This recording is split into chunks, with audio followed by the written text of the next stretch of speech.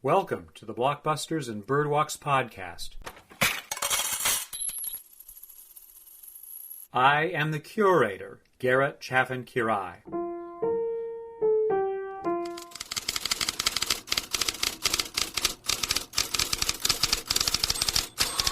As written about and taught in the United States, the history of post-World War II movies often follows this pattern: Italian neorealism and responses to neorealism, the impact of TV, Hollywood spectacle, the French New Wave and responses to the New Wave, Cold War movies, social realism, movies from Sweden, Japan, and China, Hollywood's second golden age, New German cinema, Third World cinema, Hong Kong, Bollywood, Australia, and New Zealand, the rise of the blockbuster, the impact of home video, corporate synergy versus independent production, CGI, international co-production, the impact of the internet, and streaming. We might add to this movie-centric list other sociocultural experiences, including civil rights agitation, anti-colonial independence movements, gender and sexuality-based advocacy, various wars, several epidemics, and more than a handful of economic crises. Then, we might sprinkle in some famous and influential people, both inside and outside the arts, like Kennedy, Gandhi, Kubrick, Warhol, Lucas, Thatcher, Reagan, Beyoncé. Finally, we drill into specific movie titles and themes we're interested in exploring. In this idiosyncratic history of post-World War II movies, we continue with Pulgasari and theft.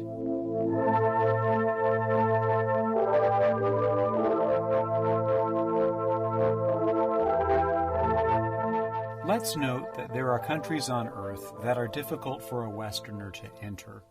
In particular, I've been long focused on the fetish object of getting a passport stamp from North Korea, among other nations, which I'm highly unlikely to ever get because I am an American by birth. Keep that in mind as we move through this exercise in discussing Pulgasari, the motion picture from North Korea from 1985, which may be my only opportunity to catch a glimpse from inside North Korea from a North Korean perspective, albeit with a gigantic asterisk about that North Korean perspective. First, a kind of vocabulary lesson to set us in motion. We begin with the idea of giving tribute. As globalization has accelerated, we have seen growing points of contact between countries that were previously quite distanced from one another physically and otherwise. This sociocultural, technological, and economic exchange is often a fruitful opportunity for unlike people to realize their similarities, exchange goods and services, and bring the great wide world closer together. People often recognize the accomplishments of other groups of people they meet through this kind of globalized exchange by offering a tribute or a statement of gratitude to indicate their admiration for something they've bumped into. Tribute sometimes gives way to homage. In the arts, we commonly use this phrase homage to suggest the way that outside works are sometimes celebrated within creative work, pointing out those predecessors to the current thing we're enjoying. I like referring to the word intertextuality to denote these connections because one of the great pleasures I have in consuming publicly available art is noticing how some pieces of art are deliberately making connections with other bits of art that the knowing viewer can realize, can enjoy, and that homage, that sense of purposefully making those connections, is often baked into the nature of modern goods, but particularly modern movies. The next thing we realize is there is a form of homage that moves a little bit too far. We might call this appropriation. That whether through accidental or deliberate ignorance of a source, a creative person sometimes repurposes somebody else's original creative work inside of what they're doing, but without seeking permission. This idea of appropriation is legally questionable, especially if you're just plain ignorant, or else it can sometimes be a deliberate form of stealing, which brings to mind the final term in this quick vocabulary exercise, theft. Sometimes, when creative people cannot compete on a global scale through sociocultural exchange, through technology, through economic competition and the like, well, a fertile ground for criminality suddenly crops up. And theft means taking property that doesn't belong to you without permission from whomever it does belong to and with no intention of ever returning it. Roll all of this together, and think about the nature of many movies post-World War II, and what we're recognizing increasingly is that many contemporary movies are reflecting on older movies that are sometimes remaking older movies, and very often using the successful techniques, character types, even whole lines of dialogue lifted from other contexts. This sometimes falls into the purview of homage, it's sometimes appropriation, sometimes it's theft. When we step into that final category, it's possible for a copyright owner, a person who has been violated of their underlying intellectual property, to sue and seek damages. But there's another layer of theft that also sometimes occurs, and that brings us to the regime of North Korea. The Kim family rose to power, and in 1950, American interests were threatened, which invited American interests in to participate in a hot war through the proxies of the South Korean army and the North Korean army, which were a battleground for Russia and China to the north, and America and its allies to the south, which finally resulted in a demilitarized zone spanning the peninsula and separating North Korea from South Korea. This resolves by around 1953 or so, and at that point, North Korea under Kim Il-sung was the richer of the two halves. Over ensuing decades, however, South Korea gradually matured and became a quasi-democratic nation, indeed with authoritarian impulses, but built a strong economy that was simpatico with Western interests. Meanwhile, North Korea under Kim became increasingly isolated. By the time we reached the 1970s, Kim Il-sung's son, Kim Jong-il, was rising into his powers. It was plain that he was going to be heir apparent to his father's empire in North Korea, and the son, Il-sung, had a growing interest in media. In particular, there were edicts handed down from the Kims about how the country should be shielded from the corrupt influence of the West. But the Kims themselves were not subject to this restriction, which meant Kim Il-sung had a gigantic archive of foreign-made movies that he regularly watched, encouraging his appetite in audiovisual culture. And by the time he became a named director of affairs for his father's government, the peculiar direction he wanted to take his interests and his wealth was in making North Korean movies that would be competitive with the likes of Hollywood, but on a global scale. Understand that by the time we're in the 1970s, North Korean cinema is almost entirely devoted to propagandistically supporting the North Korean state, and that's all.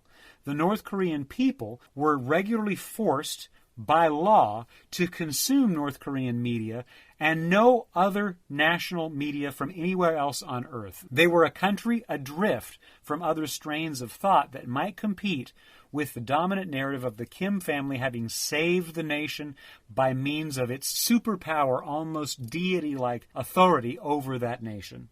The thing is, an insulated country like North Korea was, and still is, has a limited ability to take other influences and improve itself. Economically, this means that North Korea, from around the 1970s onward, has had an intensely difficult time feeding its people. It has had an intensely difficult time creating hard goods like trucks and cars. It has had a difficult time building infrastructure. It has had a difficult time running utilities. In terms of movies, though, what it lacked were people trained outside of North Korea, with a select few who had been trained at film schools in the Soviet Union. So there became this goofy governmental policy in North Korea to purposefully send out special agents into nearby countries and kidnap foreign nationals who presumptively had expertise in areas that North Koreans had none. Here's where things take a turn. Earlier I described tribute moving its way into theft by a vocabulary lesson, but theft has another scale. And remembering that we're aiming our sights on the movie Pulgasari, perhaps the most famous and infamous North Korean movie ever, but that big hanging asterisk is important because it was in fact made by a South Korean man. From this point, a small digression. A few years ago, I listened to an interview by a writer named Paul Fisher. He's also a filmmaker and he's an historian, and he wrote a book called A Kim Jong-il Production, the extraordinary true story of a kidnapped filmmaker, his star actress, and a young dictator's rise to power. In this book, Paul Fisher describes the way that North Korean agents kidnapped the filmmaker Shin Sang-ok, who had been one of the primary figures of South Korean cinema from the 50s through the 1970s. Over that time, he had ascended and made his own movie-making studio.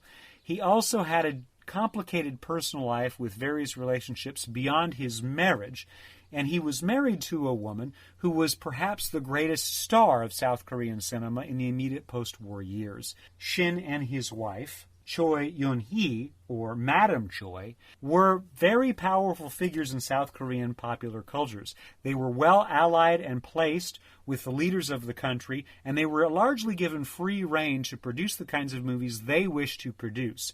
By the time we reach the middle 1970s, Madam Choi is a fading star, entering her deep middle age, and her husband Sang-ok Shin has had a love affair resulting in children out of wedlock. Their marriage has dissolved to nearly nothing, but in the middle of all of that, Kim Jong-il from North Korea dispatch agents who kidnap Shin Sang-ok, place him in prison, and he waits there for a period of years for who knows what reason.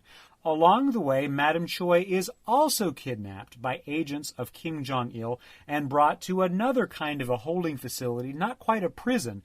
Eventually, in the early 1980s, the two are reunited under the proviso that they now redo their marriage vows, become a publicly married couple, and do the bidding of Kim Jong-il, which is to create a North Korean cinematic tradition on par with the world's greatest talents, whether that's in London or Hollywood, and raise the profile of North Korea as a dominant cultural producer for the world to now reckon with. They agree because it's a way to feed themselves when they've been on starvation diets for a period of years. They agree because it's a way to avoid being made uncomfortable, for him in true imprisonment and for her in a complete surveilled circumstance. For both of them, it was a way to continue being filmmakers and, in her part, being an actress and film producer while trying to figure out the means of their escape. Several movies later, several attempts to appease Kim Jong-il, and he was happy with their work, they hatched a plan for a monster movie. So now we shift into it. Pulgasari is a Godzilla story. The basic gist is we're in a kind of medieval time looking at a village centered on a blacksmith who has a daughter. The blacksmith's apprentice is in love with the daughter. The blacksmith knows this, and there is an open rebellion working against the king. One day, the blacksmith learns that there is a cache of weapons being hidden nearby. He also realizes that the king's army is out sweeping through the hills to find these rebels that they are going to bring to justice, and the king's minions are gobbling up the resources of every village that they meet, taking all of the metal used in these villages for things like cooking pots. By doing this, the king is forcing his people into starvation because they will no longer be able to till the soil, while the king builds up his armaments to put down the rebels. It's a vicious, terrible cycle. The blacksmith says no. He is imprisoned, he is starved, and just before death, he takes a small provision of rice his daughter is thrown to him in the hopes that her father might survive one more day, and imbues this ball of rice with the shape of his spirit, a so-called Pulgasari, that he hopes will avenge him, and he dies. His spirit translates into this small sculpture of a lizard-like character. The daughter of the blacksmith brings this creature home and accidentally pinpricks it one day while trying to make some homespun clothing. Her blood, combined with her father's spirit inside of this rice-mashed sculpture, begins to grow. The Pulgasari eats metal, and by eating metal, it grows larger and larger, until finally the blacksmith's apprentice and the blacksmith's daughter, whose love affair is perpetually suspended by circumstance, begin to lead an open rebellion against the king, because the giant Pulgasari, which again continues to grow and grow and grow as it eats more metal, proves to be their super tank against the minions of the king. Various battles ensue, and by the conclusion of the movie, the blacksmith's apprentice is killed at war. The king is trampled underfoot because the Pulgasari ultimately defeats him, whereupon the blacksmith's daughter recalls the spirit of her father, removes the magic of what made the Pulgasari possible, and dies, causing the Pulgasari to disappear. That's an overlong take on what amounts to a Godzilla movie. Now, I have to pause here and tell you that Pulgasari for many years has been a fetish object, unavailable to most Western people. You will find a free copy out on YouTube. I purchased my copy because I'm that kind of a person, but the deal is you couldn't find a copy of this before around 10 years ago, when a distributor was able to finally digitize a copy of this and distribute it on DVD, whereupon I'm sure somebody pirated it and put it out onto YouTube. The thing to remember as you think about Pulgasari is that it employs hundreds of extras. Indeed, a whole army of people are the king's army.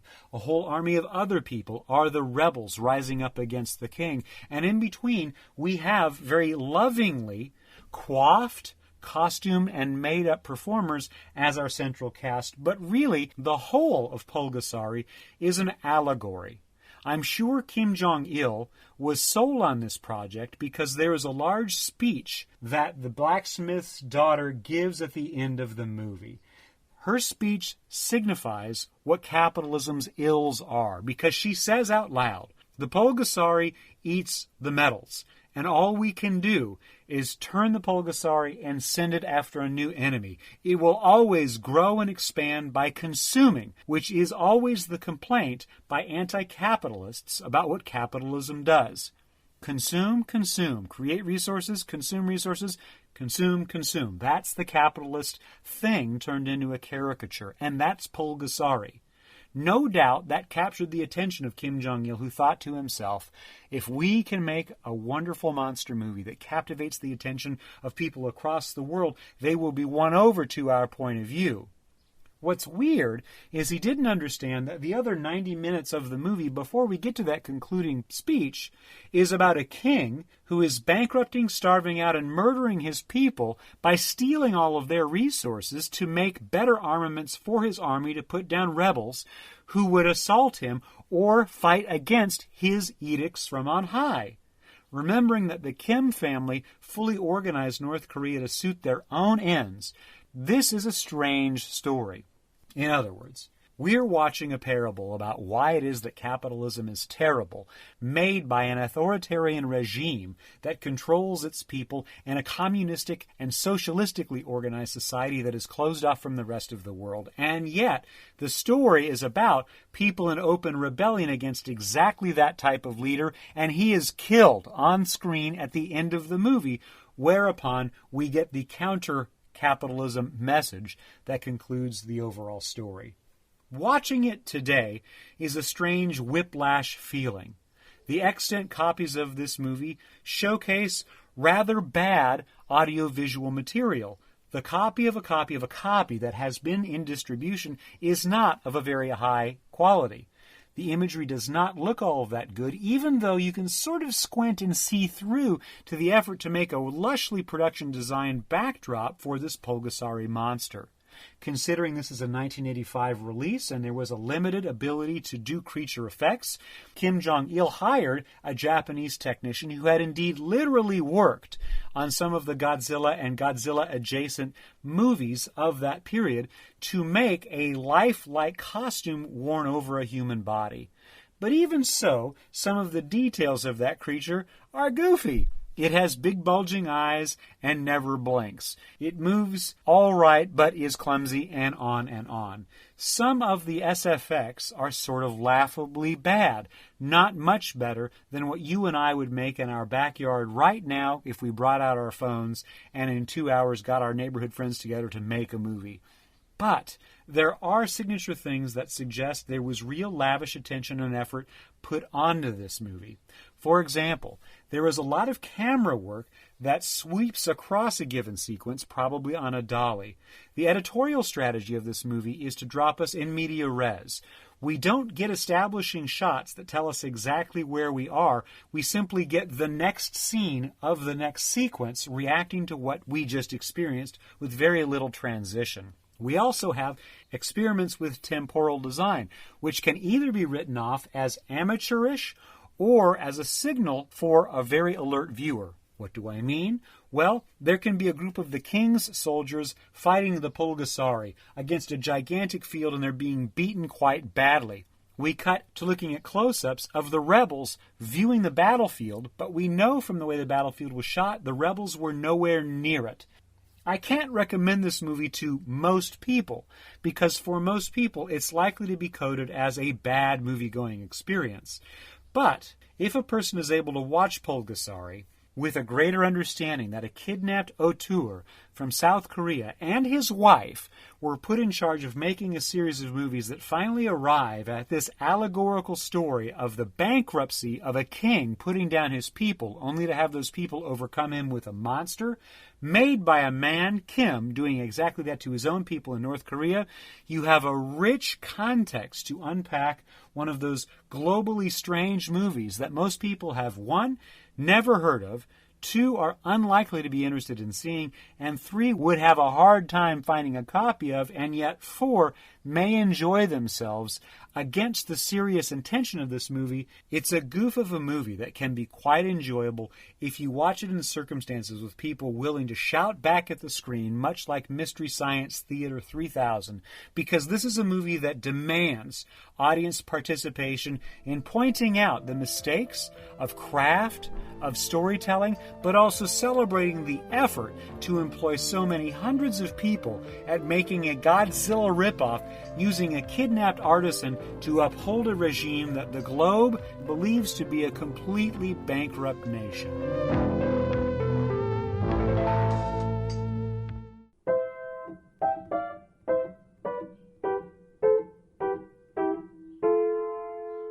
Thank you for listening to the Blockbusters and Birdwalks podcast. My name is Garrett Chaffin-Quiray. Boop boopity doo.